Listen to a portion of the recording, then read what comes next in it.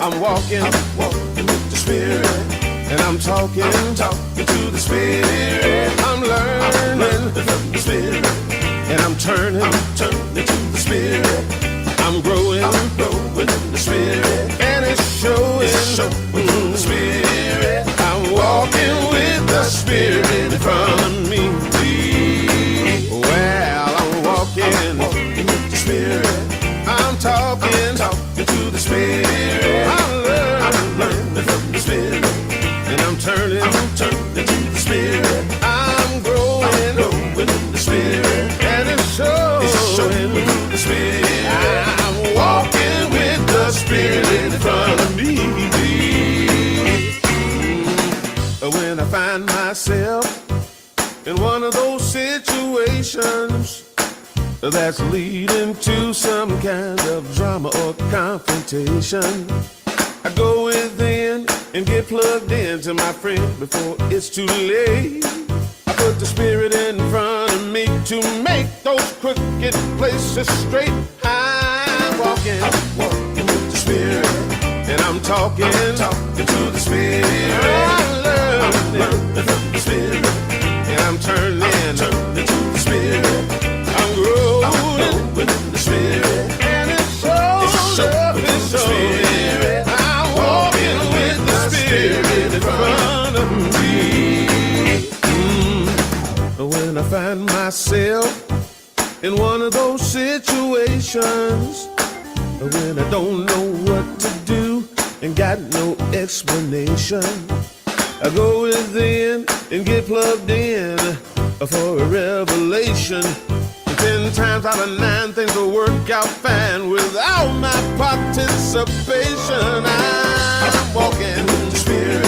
I'm talking to the Spirit. I'm learning the Spirit, and I'm turning to the Spirit. I'm growing in the Spirit, and it's showing the Spirit. I'm walking with the Spirit in front of me.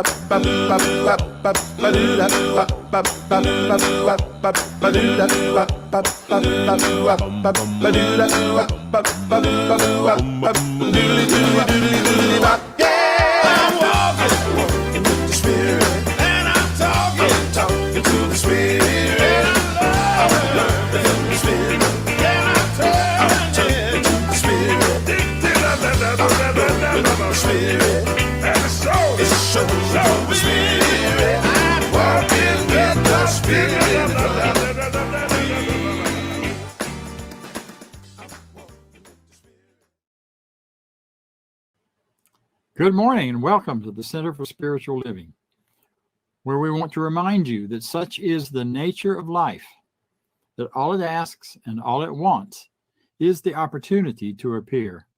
You're that opportunity, so am I, and so it is. And because we take that very seriously and literally, we believe you to be an individualized expression of the divine. Therefore, we honor you.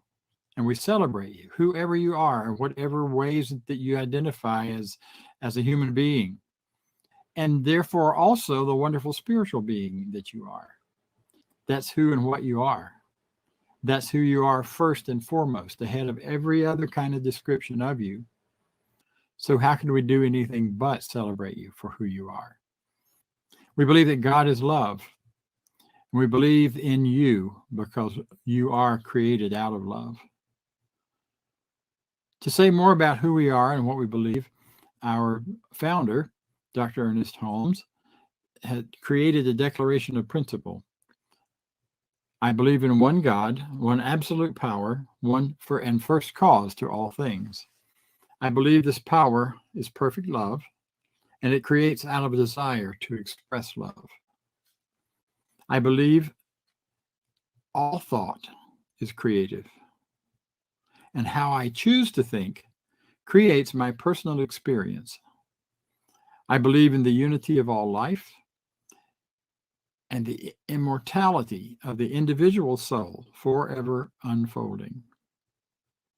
I believe in the eternal goodness, the eternal loving kindness, and the eternal givingness of God to all. And so it is.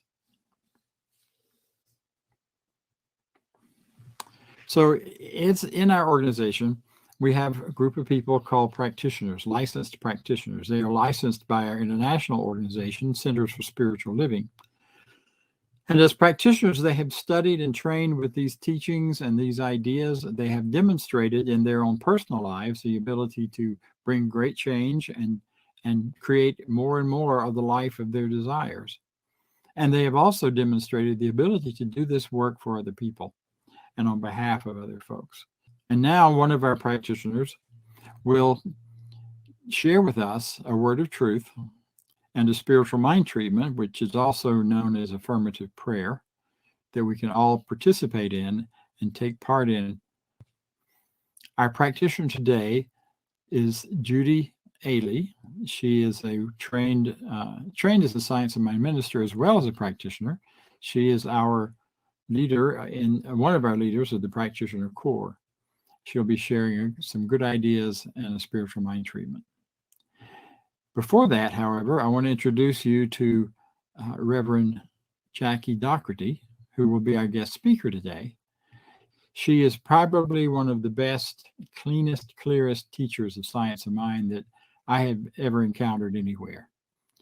She's a no-nonsense, get to the consciousness piece kind of person. She spoke with us last week, and I've invited her back this week. Now, there have been a lot of questions about why I'm gone so much this month. Many of you know I was in Mexico the first week of August, and within 2 or 3 days of returning by air, I connected and got COVID. I'm now part of that 4% that gets COVID after the vaccination. And I've been pretty ill. I've been very weak. I have not been as ill as I might have been had I not been vaccinated. I've not run high fever. I've just been really tired and really goofy in my brain. And so it's now getting cleaned up and getting less foggy. And next week, we will have a guest speaker again, and then I'll be back speaking the 1st of September. This has been a real learning experience. I've learned to trust a lot of people, and I've learned to trust treatment, spiritual mind treatment from our practitioners and others. So I'm looking forward to being back with you more in person and being able to speak. But for now, get ready to hear Reverend Jackie, and then take a deep breath, because here comes Judy Aehle. All right. Thank you, Dr. Bob. So good to see you. And yes, Dr. Bob is definitely on the mend. I'm glad he is moving in the excellent direction. Well, today and actually for August, the theme has been a pause for guidance. And this week's theme is GPS, Guidance Positioning System. And today's affirmation is, I hear the still small voice expressing its love through me. So I was thinking about, how have I used this GPS, Guidance Positioning System, in my life? As I've been writing in my journal every day, I have realized that I have a low level, and sometimes actually a high level, of anxiety and worry kind of running through the background all the time. And as I was writing this and realizing this, I was thinking, why? What am I worried about? Why do I have this anxiety? I mean, just because we're in a global pandemic or something. But anyway, when in this teaching, we know that with faith and trust, we can know that all things are fine. So I'm going to tell you a little story, an example of me using my GPS system. And it's just a little example. It's nothing earth-shattering, but here's what happened. Late in the spring, early summer, when things were really starting to look good with the whole COVID situation, 5 members of my family and I bought tickets to a fairly large outdoor music festival that was supposed to take place, that is taking place actually in mid-September. Anyway, as things have progressed this summer, we were all feeling like we wanted to back out. Even though we're all vaccinated, it just seemed too risky to go. I was the one who actually purchased the tickets, so I was the one who would have to deal with getting a refund. Even there was a question, could we get a refund? And it really wasn't about the money. Although the tickets were, to me, a little bit pricey, we weren't going to go regardless. So I really got in a twit about this. I worried about it. I think I even lost some sleep over it. You know, this is a big festival, and the organizers are a bit hard to reach by phone. You get one of those messages with a bunch of extensions to press, and you never get a real person. So I did find a place on the website to send an email. So I sent an email with our request to get a refund for the tickets. And I finally got an email back saying that they were refunding tickets, but that they would need to speak to me. And they gave me a number to call. And I called the number, which was the same one that I had tried before. And all I got were the extensions and blah, blah, blah, blah, blah. So when I was writing in my journal, I just wrote down, I said, I release this. I let this go. I ask for this to be resolved easily and without effort. So the next day, I was at my desk around lunchtime, and I had the thought that I should try to call them again. So I did. And the very person I was trying to reach, Angela, picked up the phone on the first ring. I didn't even get to the recorded message. My timing was absolutely perfect. Everything worked out easily and well. Angela and I became great friends on the phone, and we just did really well. So easy peasy. So that's my little story. It's just a little example to say that we can all tap into our guidance positioning system. And as I said earlier, I've realized that I have often had some level of anxiety in the background of my thoughts. So I've started working on this on myself. I really believe that we can tap into our own personal guidance system. It's there for us. The other thing I am realizing is that this guidance positioning system will work for us on what others may think are small or mundane issues. It's very personal to us. So I say to you, take whatever you are concerned about and ask for guidance, peace, ease, perfect timing, and have faith and trust in this process. As I tap into it more, I am able to let a greater sense of peace and ease flow into my life in all areas. So that's my little story of my using my GPS system for myself.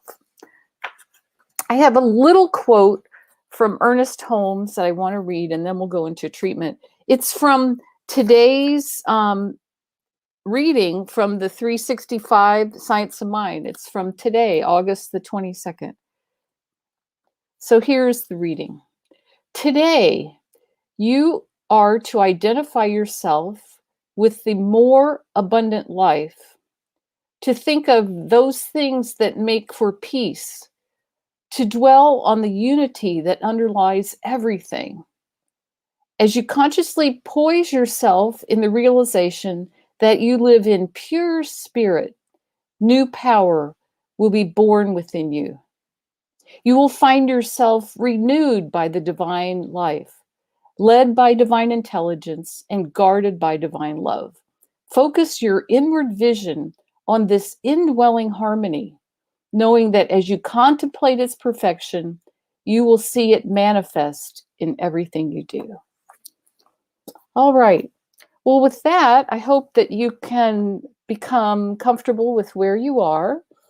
And let's take a few moments to turn our minds and our hearts within as we join together in this spiritual mind treatment or affirmative prayer. And I'm going to do this treatment, this prayer in the first person.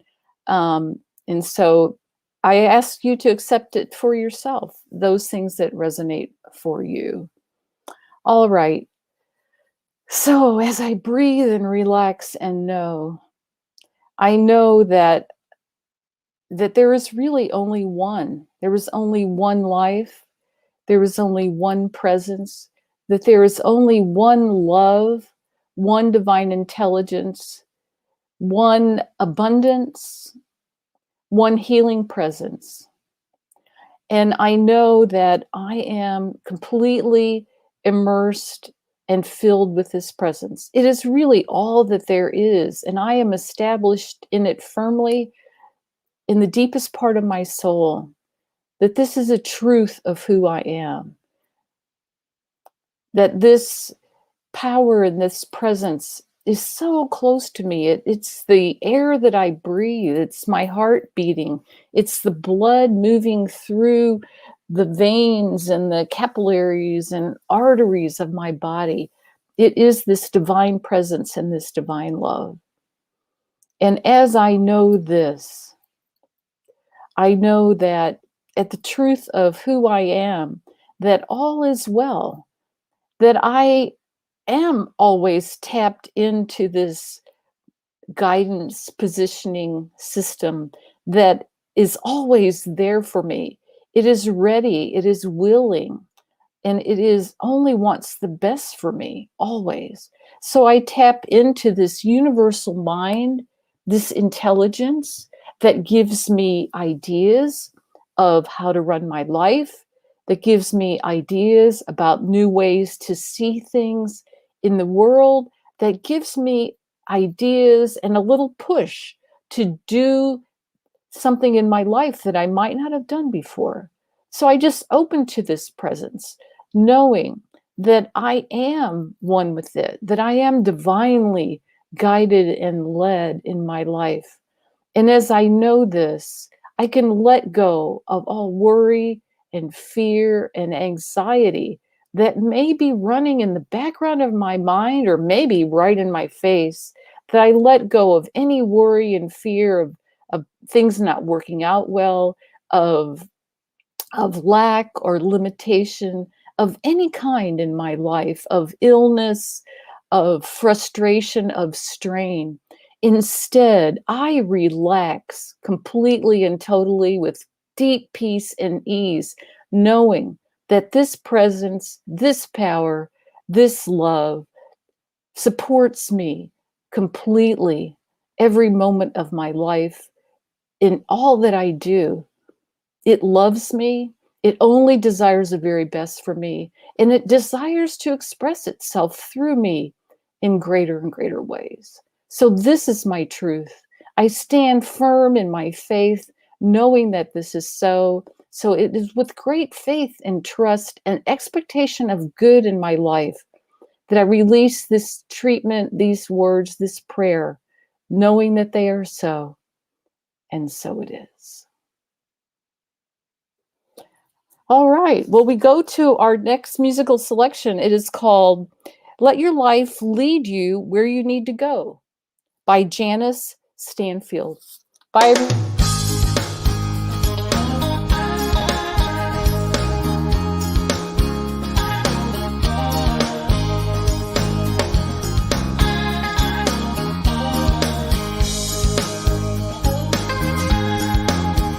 Every once in a while, I start losing my smile, and I say to myself, what's the deal?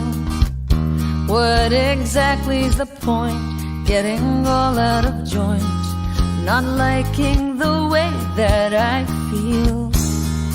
Maybe I believe that it's all up to me at the helm of this boat all alone, till some stormy detail takes the wind from my sail to remind me what I've always known. Relax and let the river flow. Let your life teach you what you need to know. Let your life lead you where you need to go. Let your life teach you what you need to know. Let your life lead you where you need to go.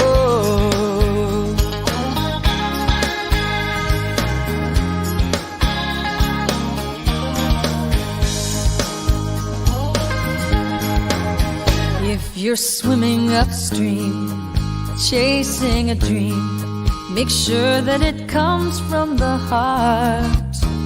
If you're fighting the tide for glory and fame, you might just be working too hard.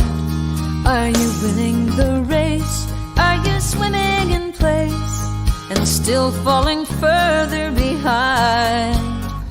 There's a current below that knows where to go, might carry you to peace of mind.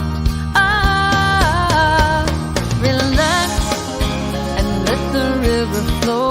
Let your life teach you what you need to know. Let your life lead you where you need to go. Let your life teach you what you need to know. Let your life lead you where you need to go.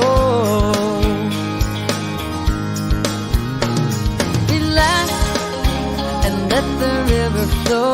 Let your life teach you what you need to know. Let your life lead you where you need to go. Let your life teach you what you need to know. Let your life lead you where you need to go.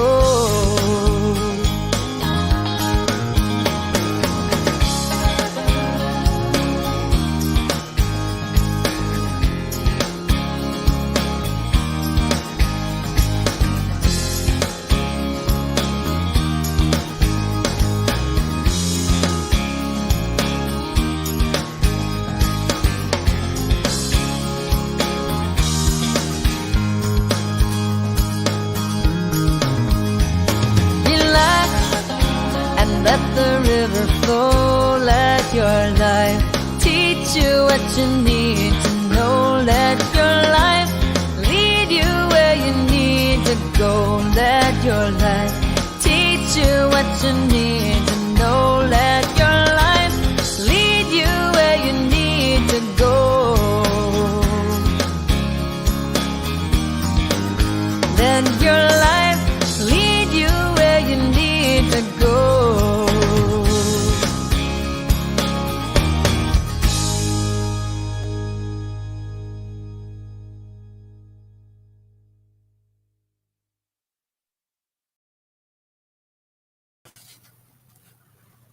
Good morning, CSL Midtown. What a joy, what an honor it is to be here again. I feel so grateful to be invited back and to meet more and more of you. Well, I think I'm done. Everything you've heard so far is exactly what we want to be talking about today and what I wanted to say. Reverend Judy, thank you so much for that story. Yes, I think it was earth-shattering. I think it was great.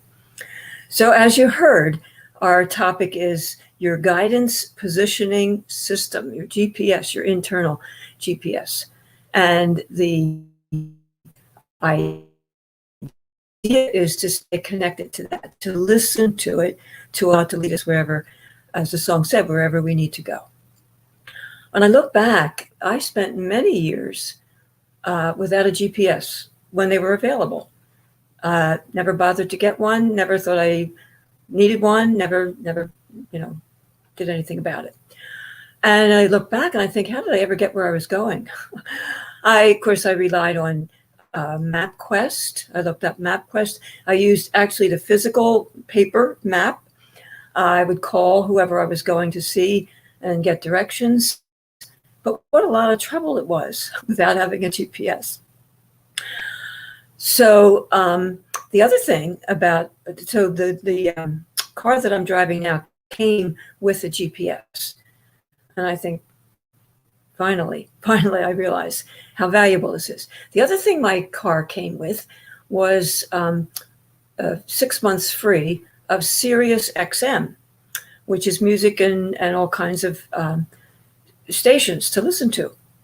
Now, the one that I listen to almost exclusively is a classical music station, but I flip around sometimes.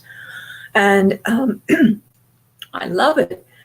And what I've been hearing quite a bit on it is, get the app. You can get the app for Sirius XM on your phone, so you don't have to just be in your car. And I never bothered. And finally, I thought, why don't I? I have to turn, when I turn the car off and get out, I no more get to listen to my music. So I did. I downloaded the app and now I have it. So I listen to it. I listen to music through much of my day. And furthermore, I have a little Bluetooth speaker, which is synced with my phone. So it gives me an even nicer tone to listen to. As a result, they both need to be charged a lot. My phone and the speaker, they run out of charge. So they need to be charged quite a bit frequently. So I thought, wow, what a perfect metaphor this is. A perfect metaphor that we need to get plugged in regularly. We need to get charged. Because when we don't, when we're working with our own efforts and our own steam, it's really easy to get, as Judy was saying, to get anxious, to get frustrated, to get weary, tired, exhausted, confused, all of that. When we're left to our own devices, pun intended, we burn out. We get off track. We get off course. I'm sure you've heard the saying from Jesus, I am the vine, you are the branches. And if a branch gets separated from the vine, it withers and dies. Of course, I am is the name of God. And so we are the branches as part of that vine. But if we get cut off, we can't ever be really cut off. But if we're not aware that we're part of it, we're not consciously aligned with it, we do. We dry up, we burn out. And as he said, we don't bear fruit. We don't produce the good that we want to produce in our world. So I want to talk about something that some of you may be familiar with. It's called the Kingdoms of Consciousness, and we have some slides for this. They were put together by Reverend Lloyd Strom, a religious science minister, but he studied the Vedas, so he didn't come up with all these ideas himself. He came up with the kingdoms of consciousness, which I also like to think of as stages of awareness or stages of spiritual awareness. So the lowest stage in that kingdom is that I feel that I'm a victim. Everything just happens to me. I never know what situations are going to come about, what conditions I'm going to have to face, what people are going to be affecting me in my life. It's all from the outside, and I'm just a victim of all of it. As we begin to grow spiritually, as we put ourselves on a spiritual path, we come to awareness that, this is my life. This is, I'm in charge here. I have the authority to govern my life. I can make things happen. I don't have to be a victim. And this is certainly a much healthier approach and awareness to have than the first stage. As we continue to grow spiritually, we begin to become aware that we're part of something so much greater, so much bigger than just who we are. We're part of something that actually moves through us and works through us in the things that we want to be doing and experiencing in our life. There's a wonderful analogy or metaphor that I use to give me the idea of this. When I was a child, we would go to the seashore, and my father would take us out to jump the waves. He would go out and lift us, and he would jump, and it was lots of fun. As I got older, he taught me how to do it myself, that you go toward the wave, which is very counterintuitive, because my original instinct would be when the wave starts to come to run away from it so that it won't crash on me, which usually didn't work.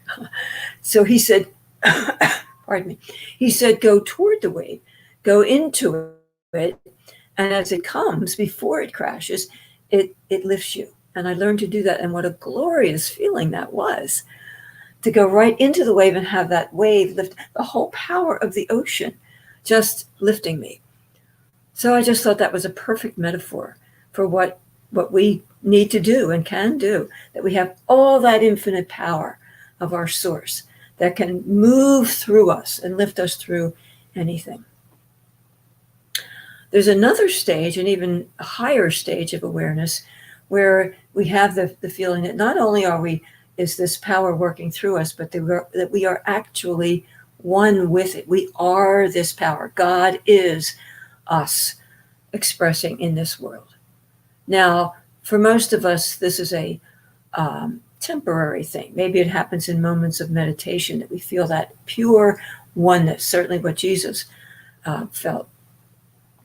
So, but the thing is, most of these levels, even the first one, they're not necessarily sequential. I mean, as we grow, they do seem to be sequential. But at any given time, we could be on any one of those levels, having a bad day, feeling sick, being really upset about something. We can feel like life is just happening to me, and I don't know what to do about it.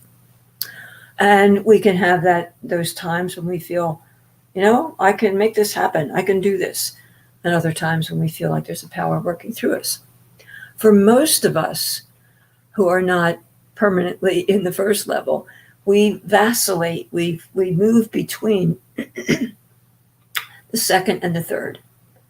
The second level, which is, I can do this. I can make this happen. I'm in charge. And the third level, where I'm giving over to a greater power to work through me. A sign that we're in one or the other is level 2 requires a lot of effort. Like me with my trying to get directions without a GPS. And the third level, the way that it shows up is through ease, that we're not so strained and struggling all the time. Now, I want to talk about something that seems to be, for some, a contradiction in our teaching. We talk about the word responsibility. That's probably one of the first things you learned coming into this teaching, that we're all responsible for our own life. We need to guard our thinking and be aware of what we're thinking and believing. Take responsibility for that. Nobody else can do that for you. But then there's the idea of surrender, of giving it over to a greater power. So the question seems to be, which is it? Am I allowing a power greater than I am to do what it knows to do? Like Jesus said, it's not I, it's the Father within that does the work. And actually, that's what every practitioner has to do. If they're a good practitioner, they realize that they're not the one doing any healing. They're not the one making things happen. They're allowing a power greater. So is there a conflict between the idea I have to take responsibility and do it, or I have to surrender? Well, the only real responsibility is to be willing to allow the power to work through us. And, of course, to be aware and responsible for how we're thinking, how we're reacting, how we're perceiving what's going on in the world. So it's not an either or. It's actually a balance between the two. A friend of mine recently, now this friend is not in our teaching, but she asks me a lot of questions about our teaching. And one time she said to me, I'm just not smart enough to understand science of mind. I'm just not smart enough, which is really strange because she's a very intelligent person. She's a scientist. She's very bright. And so I was puzzled by her saying this, that she didn't think she was smart enough. And so I thought about what would make her say that. And in listening to her and in teaching class, I've discovered that for many people, the idea that we are God, we are we're not all of God, obviously, but we are this God presence. We are this God mind. We're one with it. Because of that, we're already good. We don't have to earn love or earn our goodness. We're already good. In fact, we're already perfect as created by perfection. We don't have to work hard to gain heaven, as is taught in many religions. And so I think that's what she was struggling with. Because, the mind might say, yes, I'm one with God, but on a feeling level, it's I don't think so. Look at what I've done. Look at the mistakes that I've made. Look at how I've treated people, et cetera, et cetera. So that is what I assumed she was struggling with. A few years ago, when it came out, I saw the movie Won't You Be My Neighbor, which is a documentary on the life of Mr. Rogers. It's a beautiful story And it was talking about how he never forgot what it was like to be a child. He understood what children think and how they react to things, what's important to them, what they worry about, all those things. He was familiar with that. In fact, what I didn't realize was true of him is that as a child, he was rather chubby and was teased and even bullied about that. So he really understood children in every way. And you might be familiar with the one song that it was so famous that he sang, I like you exactly as you are. You don't need to be to do something or be something in order to be liked. You're wonderful just the way you are. And sadly, there was a lot of criticism of him about that. You're lying to children. You're telling them they don't have to do anything. They don't have to, that they're already great. They're already wonderful. Instead of teaching them they have to work hard and they have to earn a living, and et cetera, et cetera. Which might be kind of like the older generation, spare the rod and spoil the child. Children need to be punished. They need to be told when they're wrong and when they're bad. Now, of course, the generation after that swung in the other direction with a lot of permissiveness and allowing children to just, do whatever they felt they wanted to do. A friend said to me, her son, he's now an adult, but when he was growing up, he played on several sports teams, and he wasn't very good. But the coach every year would give trophies to every single member of the team every year. He got one for being kind, not for anything related to the sports. But parents objected to that. Their complaint was, what's the point of a trophy? You're going to give it to everybody. So there's the argument for and against, being loved exactly the way we are. Well, our teaching is that we are already loved, that we are already good. We don't have to prove our worthiness. We're worthy simply by virtue of the fact that we exist, that this infinite love created us just to love us and to have us be that expression of love. We don't have to do anything to make that happen. We can do things to experience what seems like we're not so good, but we're still good. We're still innately good. So that's what our teaching is. In fact, the mission of Centers for Spiritual Living is awakening humanity to its spiritual magnificence. I love that. So our whole purpose in this teaching and in spreading this teaching is for humanity, for all of us, to realize that we have this magnificence, the magnificence of God, as our very self, as our very nature. The essence of our being is this goodness. And we don't need to earn it. We don't need to prove it. We don't need to work hard.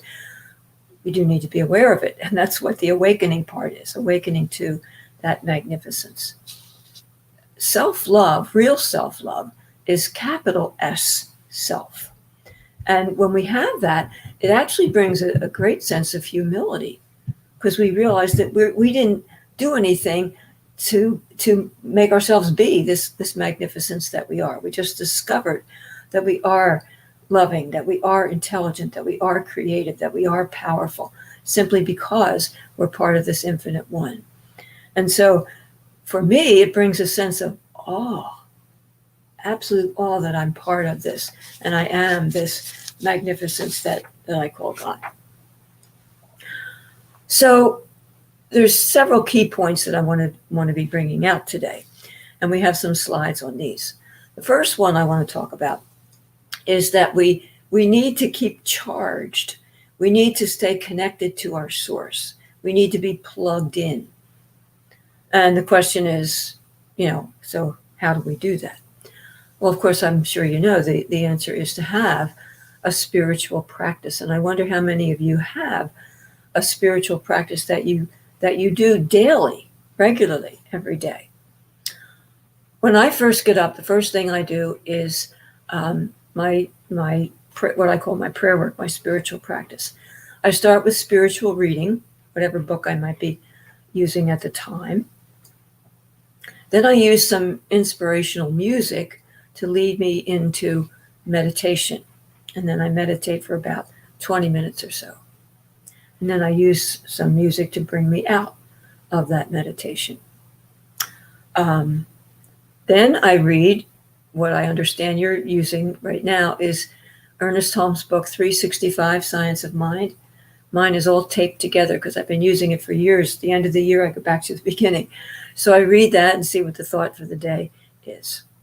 Then, of course, I do treatment, spiritual mind treatment, either for myself or for those that I'm doing treatment for.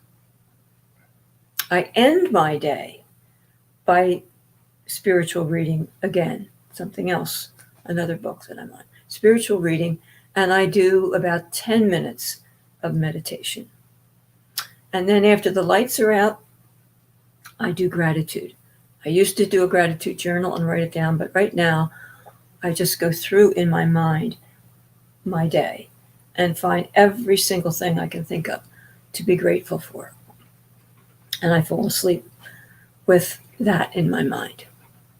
In addition to those, I have a prayer partner. I meet with different prayer partners during the week, at least twice a week, sometimes more.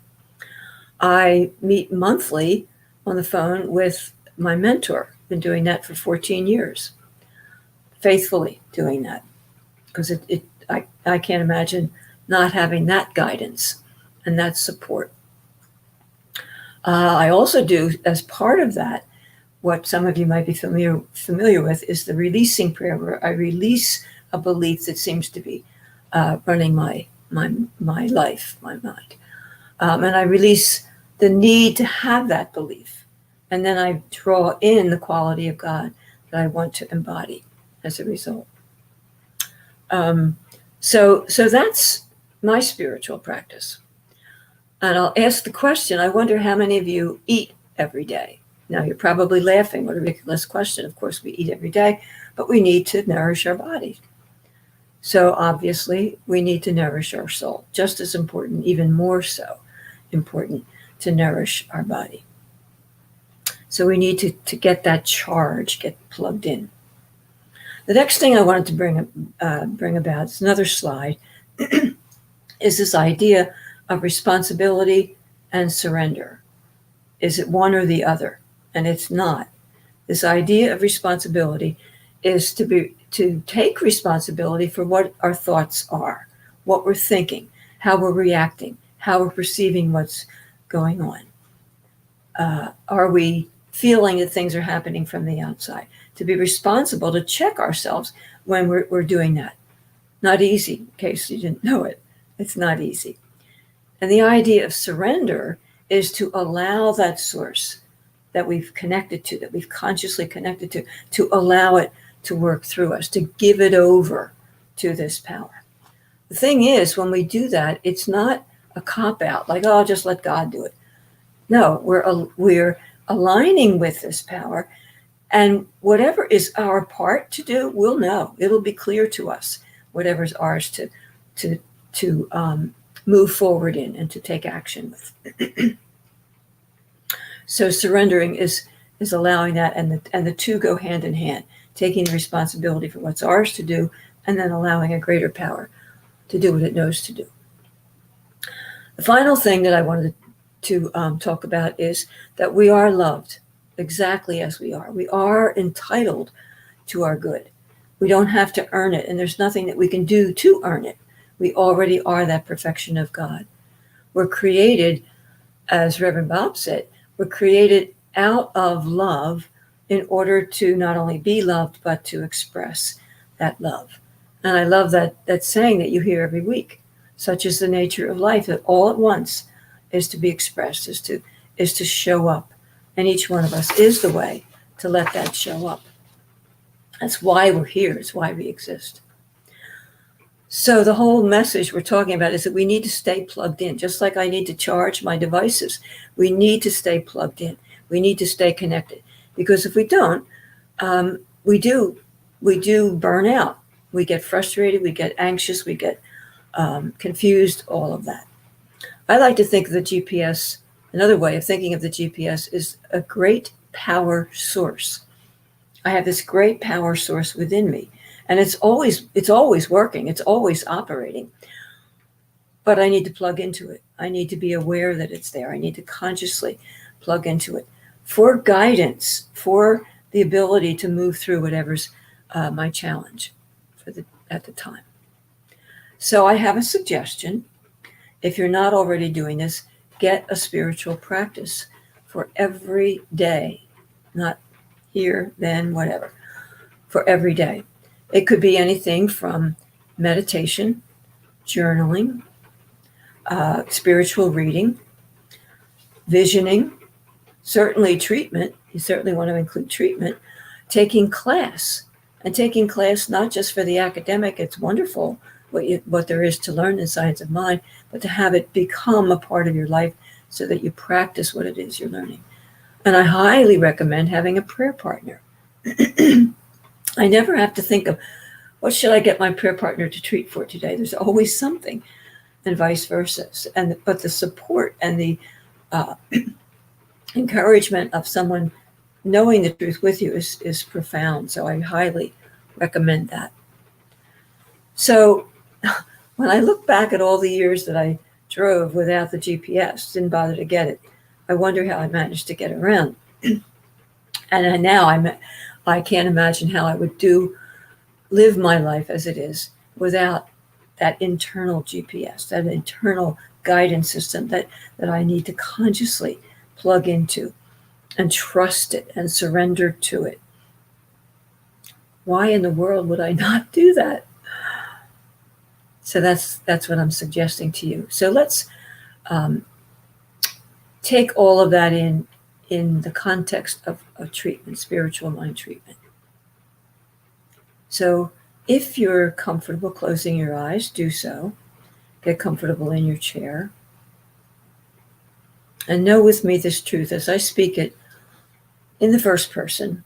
Hear it as your own if that is resonating with you. I know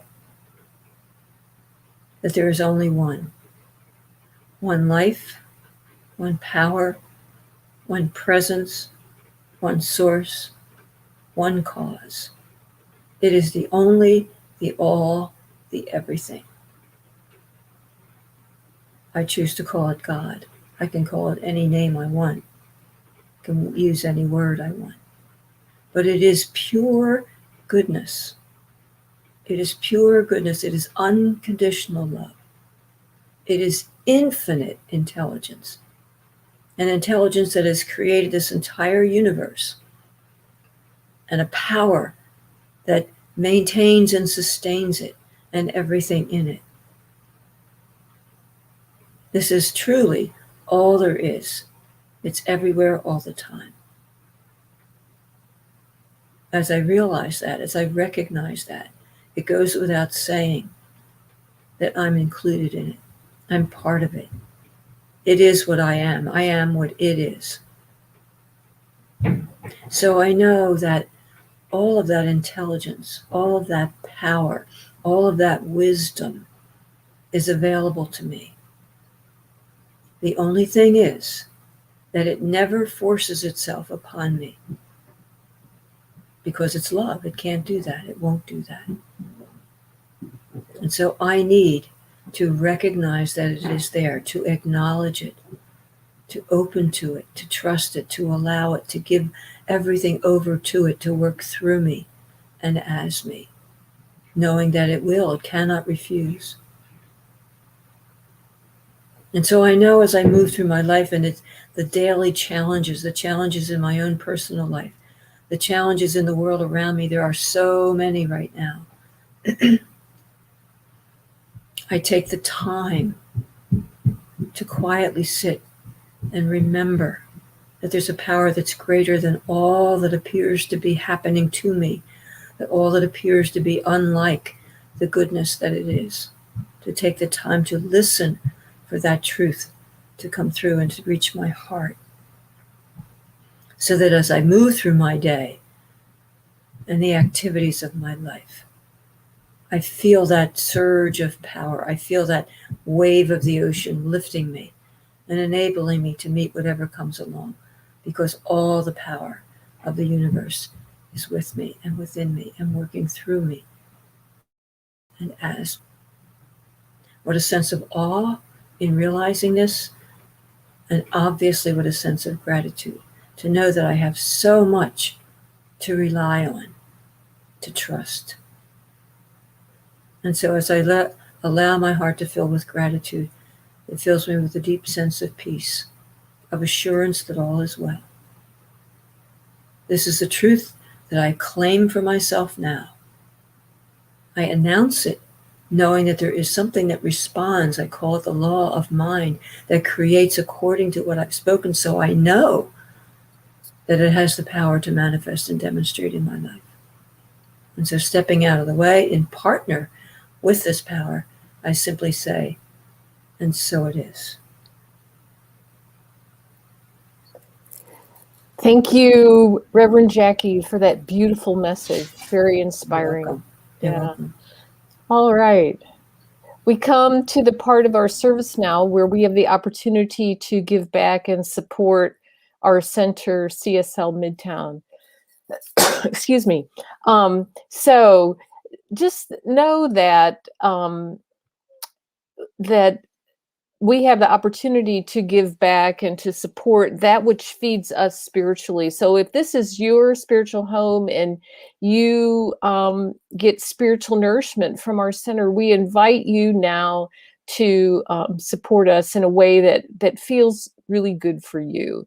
So we have our website up on the screen right now. You can go there to donate. It's a very easy process, and we just invite you to do that right now. All right, let's join together now in our affirmation for prosperity. Let's see, where is that?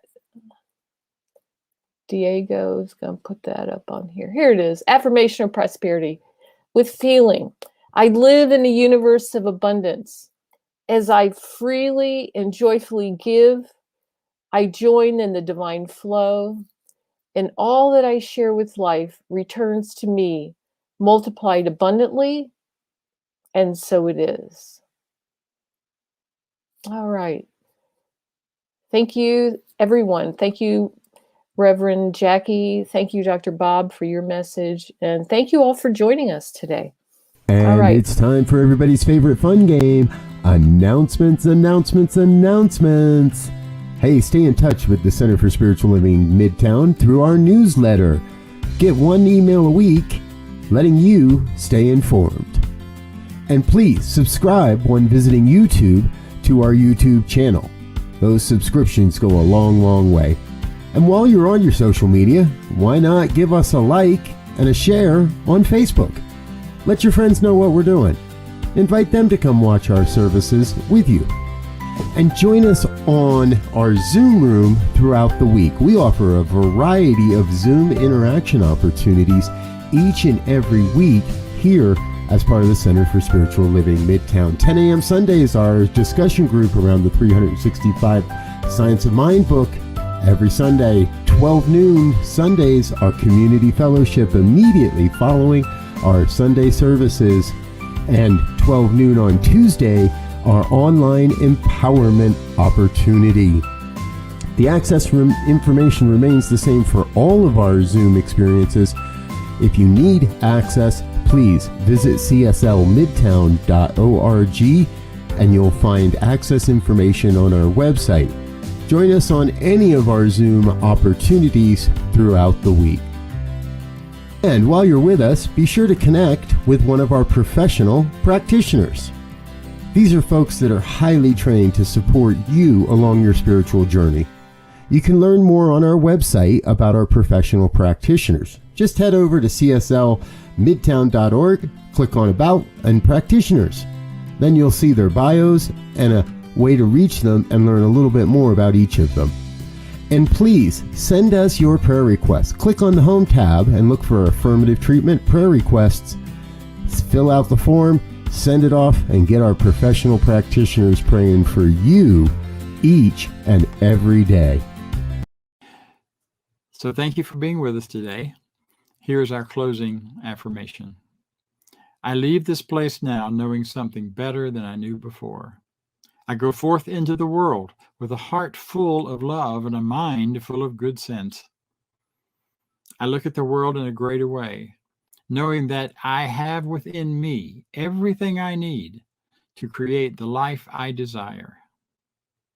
I'm grateful for the spirit of life that lives in me, and so it is. Have a